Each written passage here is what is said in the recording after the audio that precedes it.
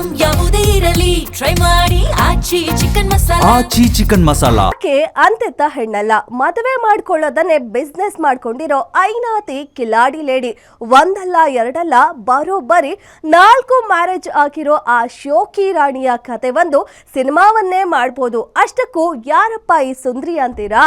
ಈ ಸ್ಟೋರಿ ನೋಡಿ. ಮಾಡಿಕೊಳ್ಳೋದೇ ಈಕೆಯ ಬಿಸ್ನೆಸ್. ಬಿಟ್ಟು ಮತ್ತೊಬ್ಬನ ಜೊತೆ ಜೋಟ್. ಎಸ್, ಒಂದೊಂದು ವಿಡಿಯೋ ಒಂದೊಂದು ಕತೆ ಹೇಳುತ್ತೆ. ನಾನೇ ರೀಲ್ಸ್ ರಾಣಿ, ನಾನೇ ಸುಂದ್ರಿ ಅನ್ನೋ ಭ್ರಮೆ ಈ ಯುವತಿಯ ತಲೆಗೇರಿದೆ ಅನ್ಸುತ್ತೆ. ನೆಟ್ಟಗೆ ಗಂಡನ ಜೊತೆ ಸಂಸಾರ ಮಾಡಿದ್ರೆ ಇವತ್ತು ಈ ರೀತಿ ಸುದ್ದಿ ಆಗ್ತಾ ಇರ್ಲಿಲ್ಲ. ಈಕೆಯ ಹಣದಾಸೆ, ಶೋಕಿ ದಾಹಕ್ಕೆ ಇವತ್ತು 4 ಹುಡುಗರ ಬಾಳು ಬೀದಿಗೆ ಬಿದ್ದಿದೆ.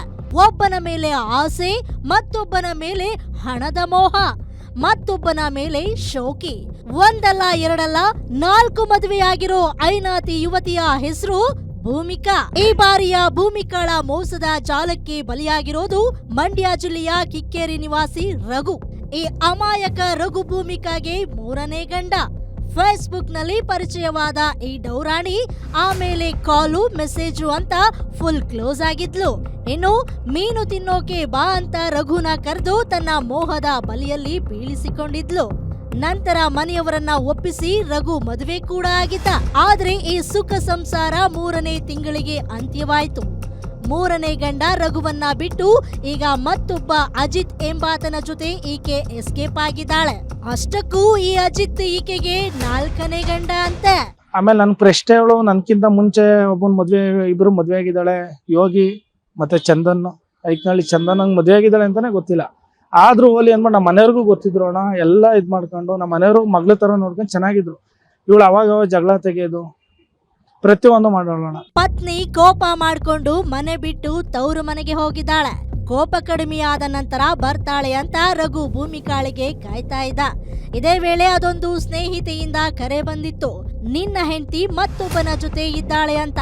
ಪತ್ನಿ ಕಾಣೆಯಾಗಿದ್ದಾಳೆ ಎಂದು ರಘು ಠಾಣೆಗೆ ದೂರು ನೀಡಿದಾಗ ಪೊಲೀಸರು ಆಕೆಯನ್ನ ಪತ್ತೆ ಹಚ್ಚಿ ಕರೆ ತಂದಿದ್ರು. ಆದ್ರೆ ಈ ಊಸರವಳ್ಳಿ ಭೂಮಿಕಾ ಪೊಲೀಸರ ಮುಂದೆ ನಿಂತು ನಾನು ರಘು ಜೊತೆ ಜೀವನ ಮಾಡಿಲ್ಲ, ನನ್ಗೆ ಅಜಿತನೇ ಬೇಕು ಅಂತ ಹಠ ಹಿಡ್ದಿದ್ದಾಳೆ. ಎಲ್ಲ ಖರ್ಚು ವಹಿಸ್ಕೊಂಡು ಮದ್ವೆ ಮಾಡ್ಕೊಂಡಿದ್ದ ಗಂಡ ರಘುಗೆ ಚಿಪ್ಪು ಕೊಟ್ಟು ಭೂಮಿಕಾ ಇದೀಗ ಮತ್ತೊಬ್ಬನ ತೆಕ್ಕಿಯಲ್ಲಿ ಆರಾಮಾಗಿದ್ದಾಳೆ. ಓಡೋಗಾಲ ಹೆಚ್ಚು ಕಮ್ಮಿ ಅಣ್ಣ 3 ತಿಂಗಳಾಗಿತ್ತು. ಅಜಿತ್ ಅಂತ ಮದುವೆ ಆಗಿದ್ದಾಳೆ. ಇದು 4ನೇ ದಣ. ಅಜಿತ್ ಅಂತ ಹೇಳಿ 4ನೇ ಮದುವೆ ಆಗಿರೋದು.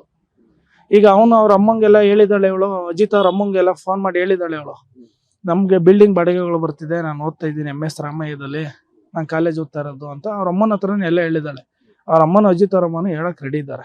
ಇನ್ನು ಪೊಲೀಸರು ಭೂಮಿಕಾಳ ಮೊಬೈಲ್ ಪರಿಶೀಲಿಸಿದಾಗ ಆಕೆಯ ಅಸಲಿ ಬಣ್ಣ ಬಯಲಾಗಿದೆ.